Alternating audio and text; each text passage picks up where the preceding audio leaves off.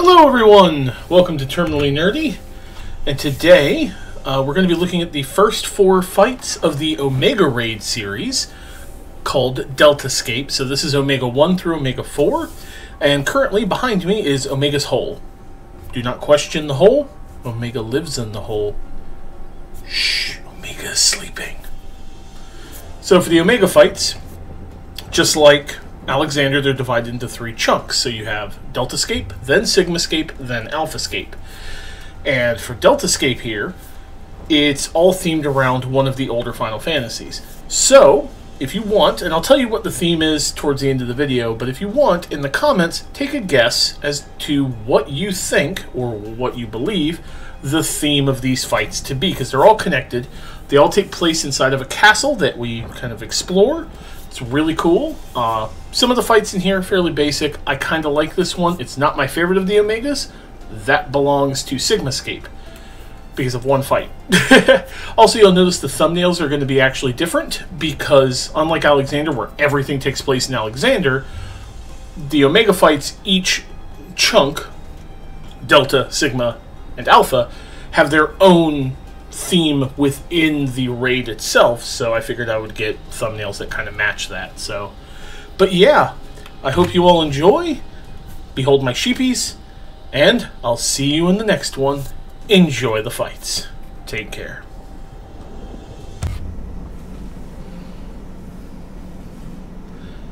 Hey everyone, welcome to the first section of Omega, Deltascape, where we're going to start by bullying a dragon. Or dragon snake.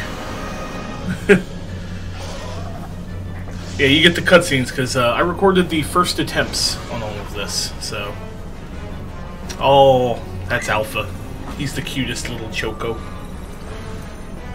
Now this time around, instead of being on my Red Mage, I'm actually on my Dancer, so you'll get to see some different kind of gameplay going on here. This is me selecting who to give my dance partner to. As a dancer, one of the mechanics is you can apply dance partner to somebody once you're level 60 or higher, and that lets you share some of your buffs with them. So, you're getting to see this. Now, Altaroit here is pretty simple. He does an AoE, that's what that was. The balls are what's dangerous. You gotta get away from them. Because after a little while, they're going to spawn and detonate AoEs very, very quickly. So that's what the balls of fire... See, now they're getting ready to pop. And then they pop, almost instantly. You have to be away from them early. Now this moment, what he's going to do is he's going to teleport to a side of the room. You got to find him. You get near him because he's going to blow and shove all the balls, and then you got to get back near him before they detonate, or be in the middle of the balls to avoid the detonation. He also roars. Roar! This fight is honestly pretty simple. This is the first fight. Oh, and this is me doing technical step. This is the big forward button boof that also hits like a truck, but I can only do it every 2 minutes, so... But yeah, this fight's pretty simple. As I said in the intro, all 4 of Deltascape's fights are themed based on something. So, you know, it's fascinating. This is a lot more interesting to me than Alexander was as well. Going through these fights, I found them to be much more engaging. Oh yeah, you get lightning. Also, the ground is going to become ice, so if you move, you slide. Like, watch. We're going to try to slide into share damage with the stack-up marker. I missed. So they're just going to get whumped, and I'm not in there. I just realized the character in this group was named Yogi. It's a Lancer. Now, I am happy to say, as of the recording of this, my wife and I are done. Oh, the classical elements, he starts mixing attacks. This is the moment when he starts getting saucy. But my wife and I actually finished our relic weapons. We are done. I have my Red Mage one. Downburst is his knockback. So what he's going to do is he's going to ice knock you back, and then you got to get back to the middle, avoid the detonations, and then run away from each other. He always does these attacks in this order. That's something I like about the Final Fantasy bosses. A lot of them, they do their things in the specific order. So once you learn the pattern, you know it's coming. Some of them have variations in the patterns. Oh yeah, Twin Bolt, I'm about to get hit by it. See the little lightning? So that's normally supposed to be the off tank, but he basically targets whoever is closer to him when he does that. It's kind of annoying. Okay, so this one's fun. He's going to detonate the ones in the center first, but he's also going to downburst. So he's going to detonate the center, then he's going to downburst, like this, and then detonate the other ones, and then roar. But see how fast he went down? Went down like he's nothing. Nothing. Now boss 2, as we fly inside the castle, this is the other thing. We actually like feel progression through each of these sections. We fly into the castle, and we're gonna fight a giant floating eyeball man. This thing is so creepy. Its name is Catastrophe. It's very squishy and tentacly. Now, I don't mean to downplay the gravity of the situation. That's my dad joke, because this boss is all about gravity. Ah, my wife's so cute. Look at her little cuteness. I look like a generic adventurer in this outfit. So, this is actually really neat. You have a button. You see it next to my mana right there, kind of that purple and black thing. That is a gravity manipulator. So this dude will do stuff to the ground. The first thing he always does is earthquake. So what you do, what you're supposed to do is click the anti-gravity thing, and you float in the air. But then you don't get hit. Now you might be saying, how do you get back down? Well, don't worry. The boss is real helpful. He drags you back down. But that's basically this entire fight, is knowing when to manipulate gravity. Like this. Oh, that was me doing my big boof. Oh yeah, he does this nonsense. Hit the gravity button. That's literally all you gotta do. And then you're up. If you don't, you will get sucked down into that and die. And then the 100 Gs is just pulling you back down. Yeah, there's a lot going on, but it's actually real simple. Now he's just going to fuck with gravity himself. This is fun.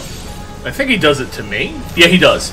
So what he does is he lifts somebody up and puts the stack up on him. And you only count as stacking up if you yourself are on the same level as the person stacked up. So you have to hit your gravity button, go up, and then run into it.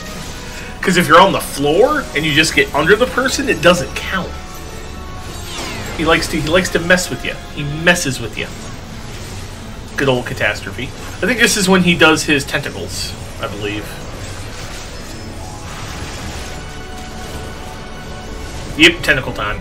So, I have a theory, and I'm going to see if it does it in this video. So what he does is he powers all 4 tentacles, and then one of them is going to stay powered. Now, every other time I've done him, yep, it's the one in the back. So basically, the north tentacle gets charged, and if you don't get away from it, watch back there, he does that. Later on, he's going to do 2 tentacles, and then he does 3 tentacles. So you have to basically pay attention to which tenties still have power, so that way you can get away from them. I believe this is the 4 balls. Yep, okay. So on this one, you hit the gravity button, because they're going to hit the ground. Oh, don't look at him when he has the eyeball. Demon Eye. A lot of bosses have gaze attacks.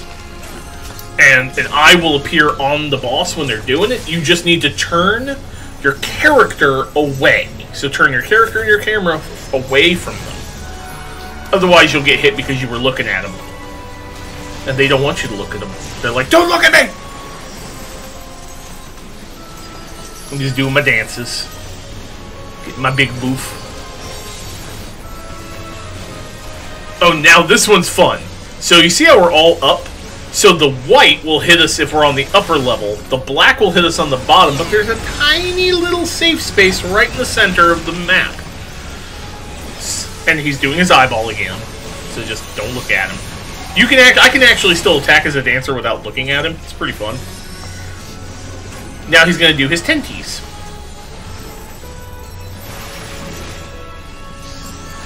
The music in Deltascape is pretty nice, but it's not the hype music. Now watch. See, all four get it. Now the trick is which two are going to stay powered. Oh, he jumped to 3. Oh, no, there's 2. For a minute there I thought he was doing 3. So there's 2. He just get away from them, so that way when they detonate, they do that. That person did not get out. They got tagged. See, just in case you were up, he drops you back down. Oh, this one's fun. You have to get to one of the sides. Doesn't matter which side, just one of the open areas. He's going to shoot you into the air. Whee! Oh no! I'm going to fall! Bonk. If you weren't in the right space, you get killed. Or take damage, actually. I don't think you die from that one. I don't know if we get to 3 tenties on this one. I know one of the runs I did.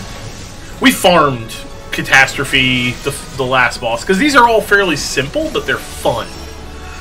Because you got to pay attention. Now, something we did learn is that you can use the gravity thing the instant you think you're going to need it. Alright. This lady is Halicarnassus, the queen. And, yeah, she's going to drink her tea. Sip. Tea is important if you're British. The power of alpha. Oh, we have a samurai in this group. This fight is weird.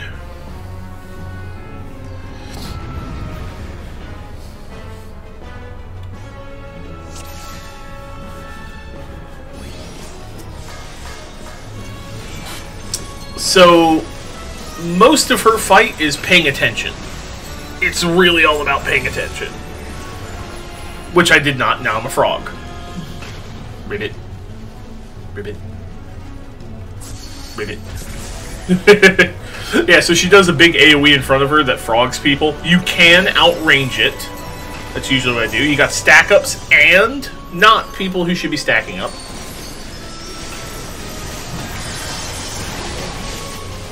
Then, of course, she does this bullshit. Now, that one's a fun one in that you can either get right under her or away from her when she does the fire one.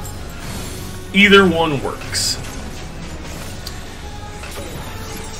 Now, these are all going to do AoEs. You either need to be in one of the corners, one of the edges, or right in the middle to avoid them. She also does that, where she targets a bunch of people with cones. You can actually stack the cones up. I'm bad about doing that, so... And now she's going to play the game. So the key is, match your role with your symbol. So if you're DPS, be on the DPS symbol. It's all about the game and how you play it. It's all about control and if she can take it.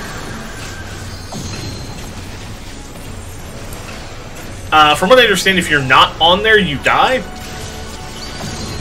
This is where things get wild. You have to stay on the blue tiles. The rocks are bad, because when she does this waltz, watch the rocks. Don't be on the rocks. I mean, you can step on them, but when she does the Queen's Waltz, you need to not be on them. That places a dragon. Suddenly, dragons. It's an easy one. Just kill the ad.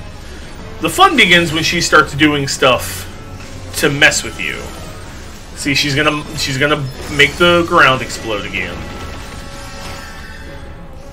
She's gonna do one of her spell blades. Another one of her spell blades. Oh yeah, Thunder, she does a line. She picks somebody and just lines at them. She picked me at that one. This is where things get fun. So when she does Mind Jack, she's going to make you walk. And she's going to make you walk based on what she says. So she said about face, which made me spin around and walk away. She's going to ribbit, so someone's going to be frogged. That entire section became Froggos. See, look at the Froggos. Froggle, Froggle, Frogs. And now she does this. So what you got to do here is get away from them. Then she puts AoEs on you, so you can't be near each other.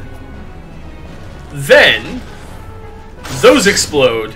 She starts Queen's Waltzing, so you got to get on the blue, because if you don't get on the blue, you're going to get detonated.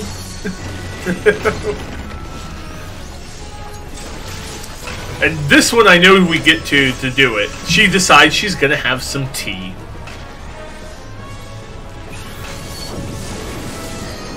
So basically, this phase you can sometimes completely skip, but she's going to have some afternoon tea, and the rest of us are going to get sucked into the black void.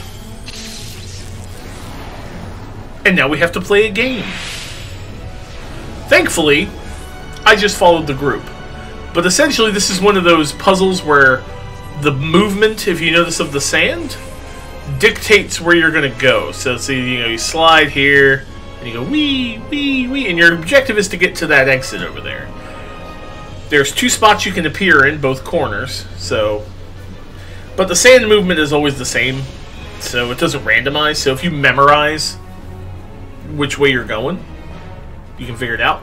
And if you beat and get out before she finishes her tea, then she will buff you.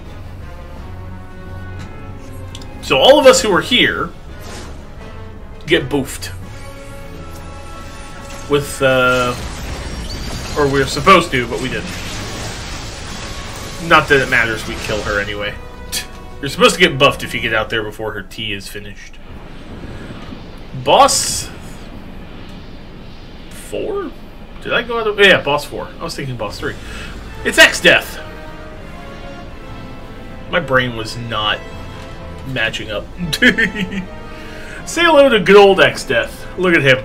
Isn't he fantastic? Isn't he fabulous?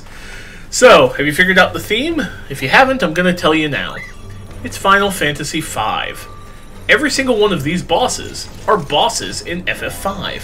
And they use, as far as I can tell, their FF5 sprites as a basis for their 3D models. So, X-Death is fascinating in that he has 3 attacks that change depending on whether or not he is channeling. Now, first he casts Doom on everybody. It is up to the people who can remove debuffs to remove Doom from everybody. So if you're a healer, you're going to remove Doom. First is Blizzard 3. It's AoEs. Like that. Simple enough. He does Fire or Thunder 3. When he does Thunder 3 normally, he's going to hit the tank. And anybody near the tank. So just don't be near the tank. And then I want to say Fire 3, he puts little icons and you just spread out. Those are without channeling the Void. And he always does those 3 without channeling first, but in some random order. Now you see how he's channeling over there? There's a little blackness? Now things change. When he channels Fire, don't attack. You get a debuff and every action you take under the debuff hurts you. So don't attack, don't move, don't anything. When he channels Thunder, which was that one, big boof. Big boof. And then when he channels Blizzard, keep running and jumping and moving constantly. Just don't stop until the cast is over. Because if you are not moving when Blizzard happens, you get frozen. Then he does this. Watch the outside edge of the platform. This is get away from where he's landing. He lands. The outside edge of the platform goes away. And his giant head is here. Get behind his giant head. Now, he has the same bullshit he just did in the first round, but now he has a stack up. He has a spread out. These are need to get away from everybody. See how I took 3 hits. He has a raid-wide AoE in Meteor and a knockback. And yes, you can get knocked off the platform. I think I do, actually. I forget it. But that's basically the entire fight now. It's just repeating this. He does the head thing a second time. Oh, yeah, he also adds black holes. Don't touch the black holes. They spawn randomly. You can't really predict where they're going to be. Just get away from them. And you have to now evade Channeled Blizzard 3, for instance. Jumping counts as movement, by the way. You can literally just stand in place, and then he just immediately does regular Blizzard. I actually like this fight a lot. Because it's pattern recognition. Like, as long as you know what he's doing, you know what's coming prior to it hitting. See, there's the meteor again. It's big and scary, but not that bad. Also, I love the look of the outside edge once he does the thing. See, he's tank Thunder 3-ing, so nobody cares.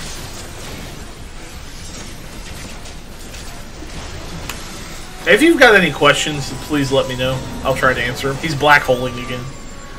I figure these are kind of like full playthrough / guides of the raids, so here you are. He's Blizzard 3-ing with the channel, so just move around. Like I said, you can literally jump in place, it counts. This is the knockback, vacuum wave. Watch. See if anybody dies. No.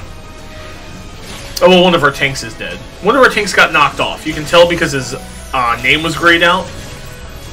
That means that their corpse isn't on the platform available to res. Or they're out of range. So that's always a fun time. See, he's now regular Thunder 3-ing. So he's gonna thwomp. But yeah, that's basically it. He can, like I said, he can do another head phase with the breath and everything. That's it. He was trying to do the decisive battle. And that's the raid. Thanks for watching.